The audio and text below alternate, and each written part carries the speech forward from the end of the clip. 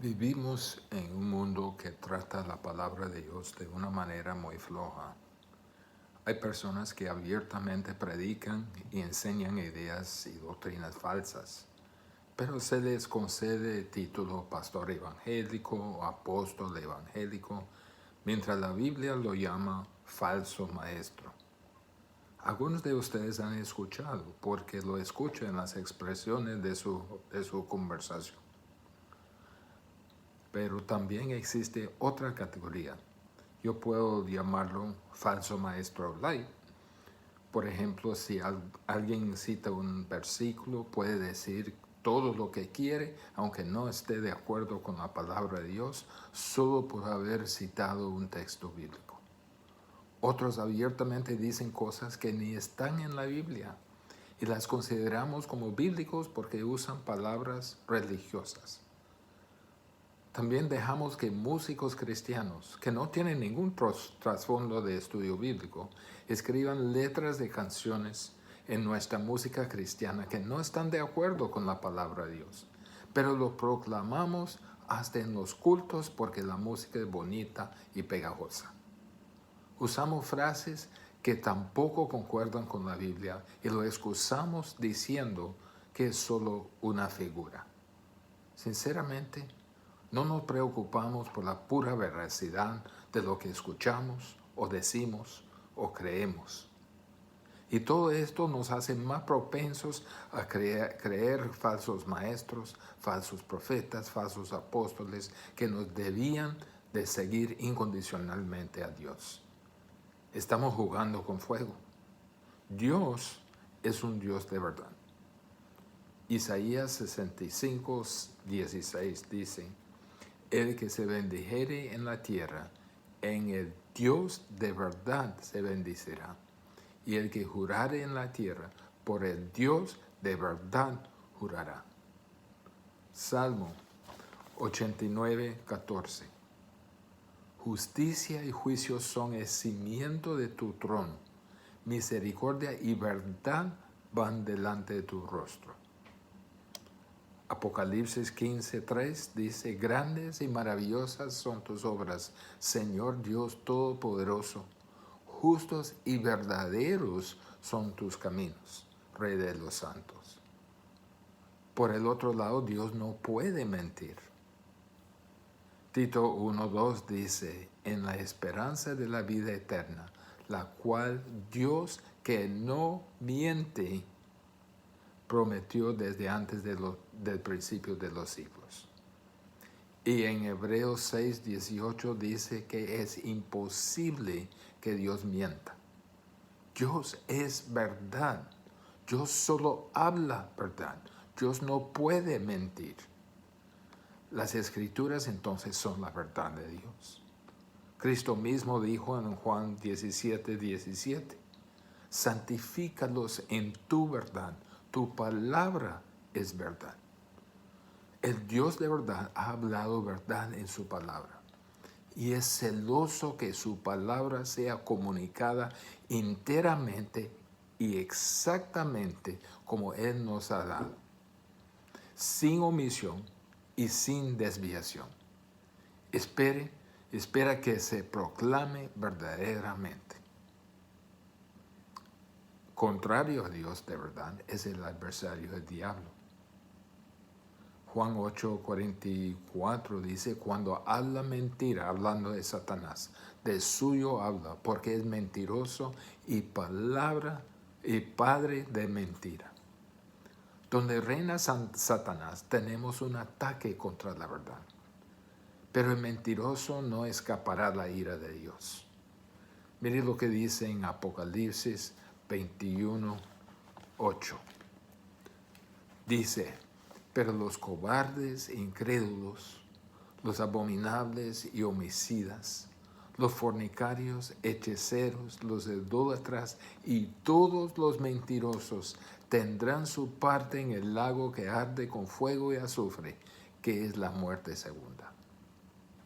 Dios está contra todo mentiroso, particularmente contra los que le representan mal y representan mal su palabra con sus mentiras. Mentir es un pecado serio Pero enseñar mentiras es un pecado aún más serio. Enseñar mentiras como si fueran la verdad de Dios es la más seria desviación de la verdad. Mire lo que dice en Isaías 9, 14 a 15. Y Jehová cortará de Israel cabeza y cola, rama y caña en un mismo día. El anciano y venerable de rostro es la cabeza. El profeta que enseña mentira es la cola. Cortar significa destruir, una destrucción devastadora. Segunda de Pedro 2, 4 a 10 nos dice cómo Dios tratará a tales profetas mentirosos, tales maestros mentirosos. Este texto es una sola frase y es caliente de ira. Tiene una serie de condiciones que empiezan en versículo 4 y tiene su conclusión en versículo 9. Sí, sí, sí, sí, de versículo 4 hasta versículo 10. Está caliente con la ira de Dios referente al juicio de Dios sobre los falsos maestros. En versículos 1 a 3, si se acuerdan, hemos visto a estos falsos maestros. Los versículos de hoy continúan esa descripción, pero de versículo 10 en adelante veremos mucho más detalles de ellos. Ahora en los versículos de hoy veremos más sobre este juicio de Dios sobre los falsos maestros. Hay muchas personas que se burlan de la realidad del juicio en el futuro, pero Pedro era muy serio en cuando escribió bajo la inspiración del Espíritu Santo. Y solo un necio no entiende que Dios no solo juzgará a los falsos maestros, sino también a todos que viven y aceptan su engaño. En primer lugar, este juicio de los falsos maestros es un hecho determinado. No hay escapatoria. Busque conmigo 2 de Pedro 2, 1c y versículo 3, solo para ilustrar. Dice, atrayendo sobre sí mismos destrucción repentina. Sobre tales, versículo 3, sobre tales ya de largo tiempo, la condenación no se tarda y su perdición no se duerme, aunque todavía no sean juzgados. Su juicio fue planificado desde mucho tiempo atrás. Este juicio de los falsos maestros se basa en la naturaleza misma de Dios como Dios de verdad. Porque Dios en su naturaleza es Dios de verdad. Juzgará a todo mentiroso, a todo engañador. Ese juicio se basa en la eternidad de su naturaleza como Dios de verdad. Él nunca ha dejado de ser Dios de verdad. Es el juez de todo lo que tergiversan su verdad y todo mentiroso, especialmente a que dice hablar por Dios, pero no enseñan verdaderamente su verdad. Para Dios, su verdad no es un juego liviano como para pasar por alto los que manipulan su verdad, los que mal representan su verdad, los que tergiversan la verdad para su propio beneficio. Dios eterno, por su naturaleza de verdad, ha puesto en moción la condenación de los que falsifican su palabra hace mucho tiempo. El momento que apareció este pecado en el universo creado, la sentencia de Dios fue determinada sobre todo aquel que dijera la mentira. Todo mentiroso y todo lo que enseñan falsamente la palabra de Dios fueron condenados. El veredicto fue establecido contra todos los que perviertan la verdad. Como hemos dicho en los primeros versículos de este juicio, no se tarda.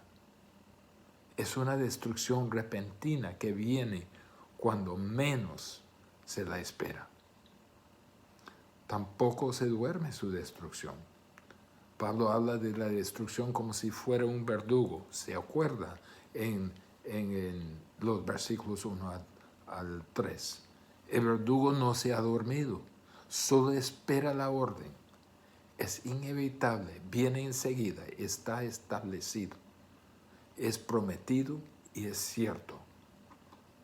Dios ha determinado el juicio sobre los falsos maestros. Es un hecho determinado, no se escapa.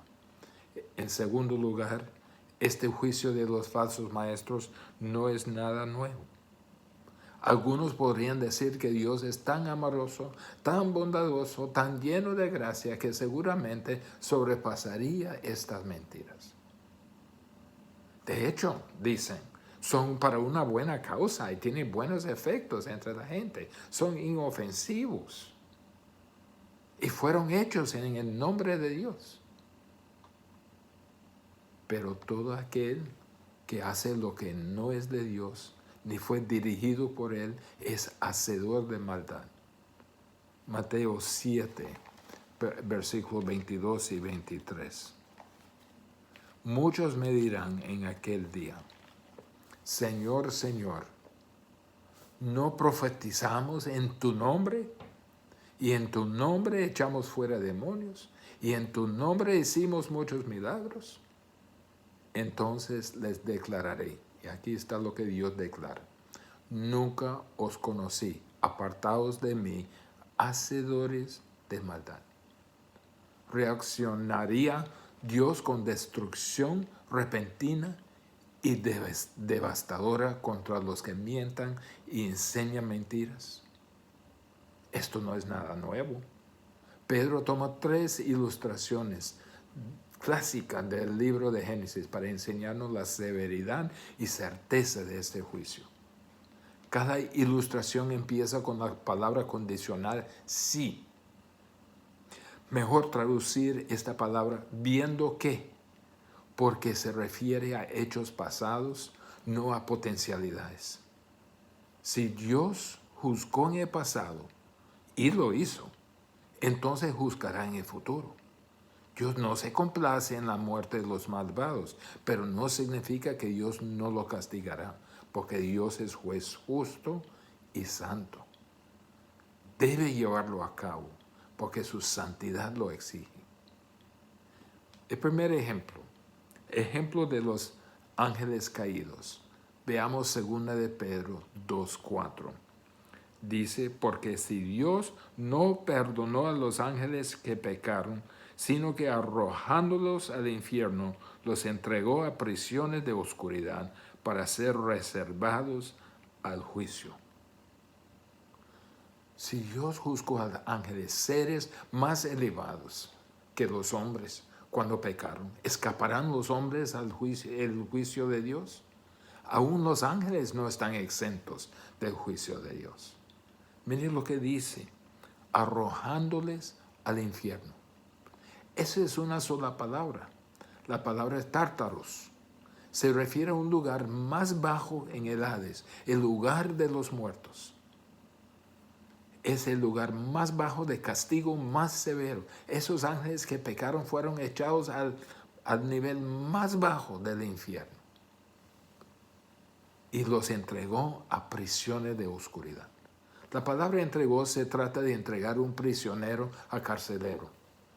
Prisiones se refiere a hoyos subterráneos como para guardar granos. Es decir, son hoyos en el piso donde van más bajo aún, en un lugar de aislamiento y oscuridad.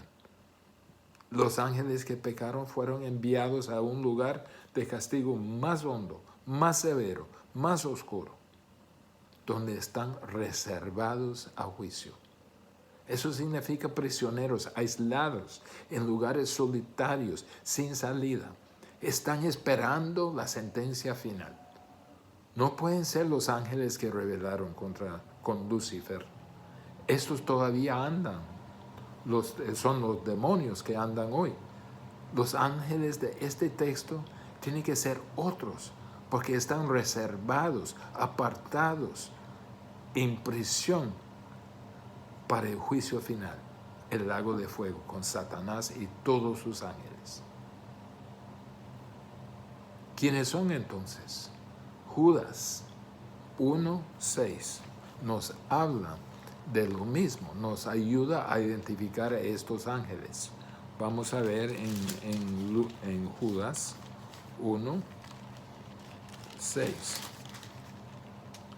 Dice, y a los ángeles que no guardaron su dignidad, sino que abandonaron su propia morada, los ha guardado bajo oscuridad, en prisiones eternas para el juicio de gran día. No se quedaron en el entorno al cual Dios les asignó. Salieron más allá de la esfera de demonios. En el versículo siguiente, como Sodoma y Gomorra y las ciudades vecinas, las cuales de la misma manera que aquellos, habiendo fornicado e ido en pos de vicios contra naturaleza, fueron puestas por ejemplo, sufriendo el castigo de fuego eterno. Vicios contra la naturaleza, como en Sodoma, en el relato de Lot, los hombres querían dejar su estado natural, deseando relaciones con los ángeles, cuando vinieron a la puerta de Lot. Estos ángeles de Judas 1 y 2 de Pedro 2 querían dejar su estado asignado por Dios, deseando relaciones con la humanidad, particularmente mujeres. En Génesis 6 relata de este tiempo que los hijos de Dios, que se refiere a los ángeles, vieron a las hijas de los hombres y se cohabitaron con ellas, demonios en forma de hombres, teniendo relaciones con mujeres de la humanidad, para reproducir una raza de hombres demonios que no se podrían redimir, porque los demonios no se redimen. Era un intento de destruir la capacidad de Dios de redimir la humanidad. El mundo en aquel tiempo se describe como así, y vio Jehová que la maldad de los hombres era mucha en la tierra y que todo designio de los pensamientos del corazón de ellos era de continuo solamente mal. Sabemos que seguidamente vino el diluvio, exterminando la existencia de esos hombres demonios. La última parte de Judas 1:6, los demonios responsables por esta rebelión fueron los que Dios ha guardado bajo oscuridad en prisiones eternas para el juicio de gran día. Dejaron su propia morada, su esfera asignada, para tratar de destruir el plan de Dios de redención de los hombres. Jesús murió físicamente en la cruz, pero estuvo vivificado en espíritu y fue a predicar a los espíritus encarcelados. Miren, 1 de Pedro 3:19, dice, en el cual también fue y predicó a los espíritus encarcelados. Fue a proclamar su victoria a los que estaban tártaros. Ellos podrían haber pensado que al morir Cristo en la cruz que habían ganado sobre el plan de Dios.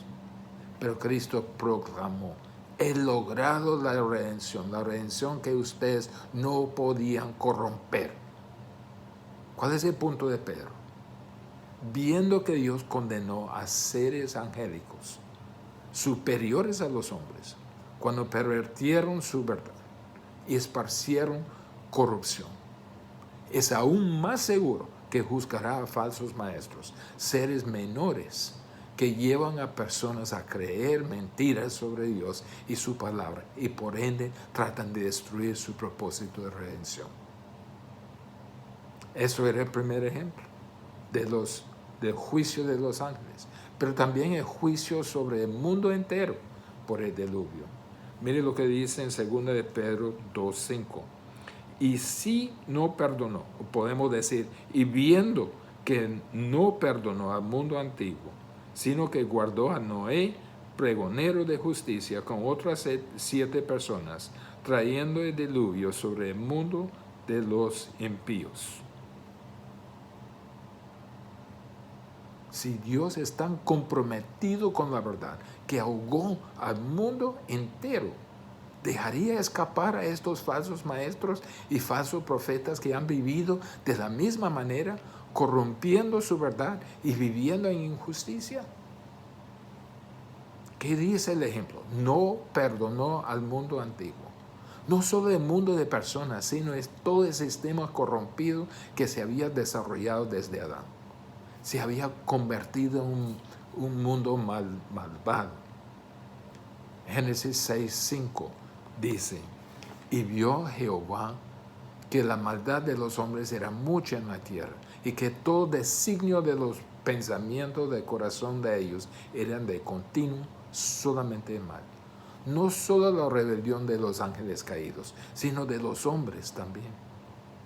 En versículo 13 del mismo capítulo, dijo pues Dios a Noé, he decidido el fin de todo ser, porque la tierra está llena de violencia a causa de ellos. Y aquí yo los destruiré con la tierra.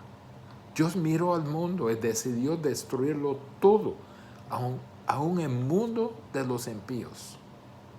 Pedro usa la misma palabra para referirse a los que enseñaban y creyeron el error. Dios trajo una catástrofe que cambió todo el mundo y todo su medio ambiente.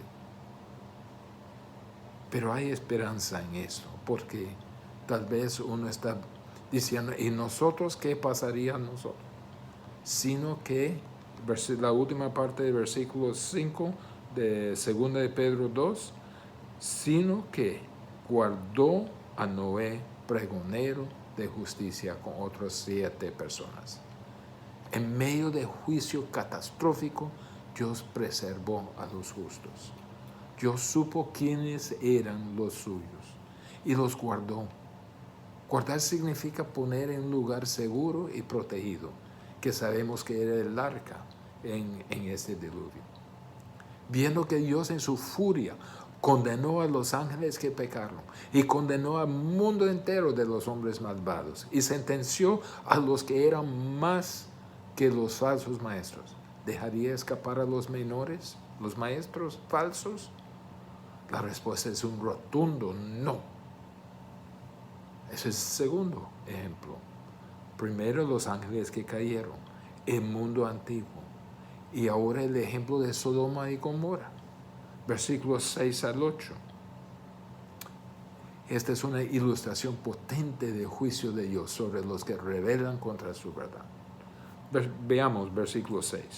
Y viendo que, él dice, y sí condenó, pero debemos decir, y viendo que condenó por destrucción a las ciudades de Sodoma y Gomorra, reduciéndolas a cenizas y poniéndolas de ejemplo a los que habían de vivir impíamente. Dios totalmente borró e incineró toda una región porque rechazaron su verdad y siguieron a mentirosos, a falsos maestros. Sodoma y Gomorra era toda una región. Antes era un lugar verdoso y productivo.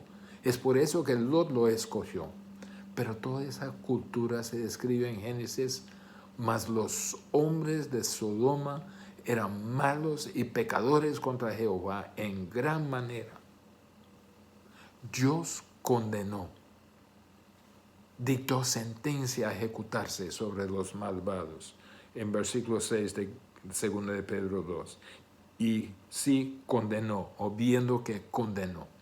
Sentencia, una sentencia a ejecutarse por destrucción a las ciudades de Sodoma y Gomorra, reduciéndolas a cenizas. Destrucción quiere decir catástrofe, devastación. Era tan devastador el juicio que destruyó a todo ser viviente por incineración. Lo que era verdoso se convirtió en cenizas. Era tan devastador que ni hoy pueden localizar a esas ciudades, poniéndoles de ejemplo a los que habían de vivir impíamente. Dios quiso enviar un mensaje muy claro inolvidable a las generaciones futuras, que falsos maestros y los que siguen sus mentiras enfrentarán la furia y la encendida furia de Dios. En el Nuevo Testamento, Sodoma y Gomorra sirven como ejemplo de lo que pasa a personas que no entienden y no creen a la verdad. Pero Dios también rescata a los suyos. Mire versículos 7 y 8. Y libró a justo Lot, abrumado por la nefanda conducta de los malvados, porque este justo que moraba entre ellos afligía cada día su alma justa, viendo y oyendo los hechos inicuos de ellos. Hubo los que Dios rescató frente al juicio catastrófico que infirió sobre Sodoma y Gomorra. Aquí se refiere al justo de Dios, la persona de Lot. Por todo lo que sabemos de Lot, Dios lo llama justo. En estos 2 versículos se llama 3 veces a Lot justo. ¿Por qué? Por los factores externos. Primero, Abraham creyó que Lot era justo. Por eso pidió si hubiera 10 personas justas. Lot trató de mostrar la preocupación y cuidado y protección para los ángeles que representaban a Dios. Era reverente, hincando ante los ángeles. Era hospitalario. Buscó obedecer a Dios. A salir, no miró atrás como fue instruido. Pero hay factores internos también. Dice la Biblia que fue abrumado por la nefanda conducta. Era justo porque odiaba el pecado. Rehusó participar en el pecado que le rodeaba. Era oprimida, agotado por la conducta sensual de los hombres sin escrúpulos en la ciudad. Además, afligía cada día su alma justa, viendo y oyendo hechos inicuos de ellos. Como Noé, Lot se paró contra el pecado de su día. Aquel hombre viviendo en esa cloaca de la humanidad sintió su alma atormentada con los hechos malvados y crueles. La sociedad entera había seguido mentiras, había rechazado la verdad de Dios, había seguido a los maestros falsos y mentirosos, pero Lot no lo hizo. Y Dios le extendió su gracia a Lot. Así es la actitud de los justos. Odian al pecado y aman a la justicia. Ahora, volvemos a ese tercer ejemplo. Si Dios destruyó, o viendo que Dios destruyó a una civilización entera, con la excepción de 3 personas, una civilización para la cual oró Abraham, ¿no destruirá de nuevo? Pero en cada caso, Dios rescata a los justos. Entonces vimos que el juicio sobre esos falsos maestros es un hecho determinado. También está representado en 3 hechos históricos que nos da la certeza de este juicio. Y en tercer lugar, este juicio de Dios de los falsos maestros seguirá los principios de Dios. Versículos 9 a la primera parte de 10. Dice, sabe, Señor, librar de tentación a los piadosos y reservar a los injustos para ser castigados en el día de juicio. Y mayormente a aquellos que, siguiendo la carne, andan en concupiscencias e inmundicia y desprecian el señorío. El Señor sabe la manera de juzgar a los malvados y sabe cómo rescatar a los justos. Este juicio de Dios seguirá según el principio número 1. Sabe el Señor librar de tentación a los piadosos. Dios sabe rescatar a los piadosos. Si supo salvar a Noé y 7 más, si supo salvar a Lot y sus 2 hijas, entonces sabe salvar a los que le pertenecen y ellos no tienen nada que temer. Veamos en Malaquías 3 que el profeta habla como Dios vendrá en juicio devastador. En versículo 17 de Malaquías 3 dice, los que temían a Jehová hablaron cada uno a su compañero. Me imagino que preguntaban, ¿qué nos pasará a nosotros? Y Dios atendió y oyó, y fue escrito un libro de memoria para los que le temían y estimaban su nombre. Dios escribe los nombres de los que son suyos, y en el día terrible de juicio distinguirá entre el justo y el impío, entre el que sirve a Dios y el que no le sirve. ¿Sabe Dios, sabe el Señor librar de tentación? Dios conoce a los suyos y los rescatará. Dios sabe rescatar. Los librará de tentación. Tal vez es mejor traducido de un ataque con la intención de destruirlos. Dios los librará. Apocalipsis 3:10 dice, por cuanto has guardado la palabra de mi paciencia, yo también te guardaré de la hora de prueba que ha de venir sobre el mundo entero.